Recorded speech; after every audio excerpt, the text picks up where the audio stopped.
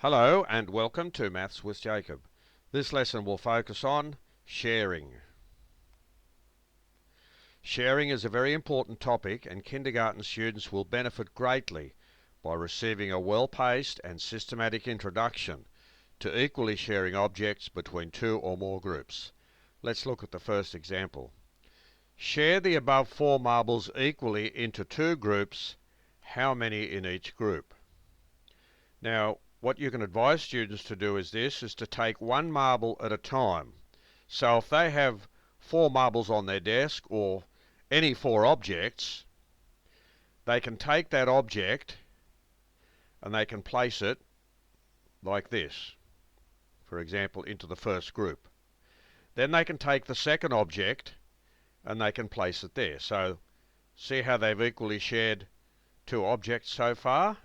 Then they continue on. They take the next object and they give it to the first group, and then they take the last object and they give it to the second group. So what they've done, they've taken the 4 objects, they've shared them equally amongst the 2 groups, and there are no objects left. So you can see straight away that each group has 2 marbles. And that's a very good way of doing it. If they have concrete materials on their desks or anywhere, they can just pick up the object and place it somewhere. If it's an exercise on paper, they just cross off the object and just draw it. So we'll just do this other example. Share the above 6 oranges equally into 2 groups. How many in each group? So they take the first orange, they put it there. The next orange, they put it there. See, 1 group at a time. 1 orange each. Then they take the next one and put it there, and the next one and put it there. Now we have 2 each. Then they take the next one and put it there, and the last one and put it there.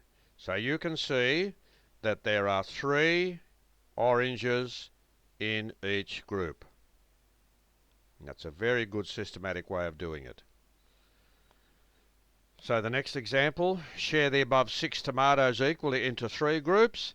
How many in each group?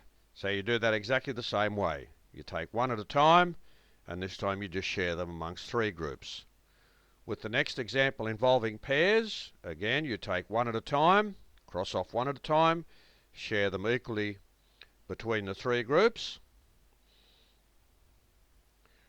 With the apples, there are 12 apples. Share them equally amongst the 4 groups.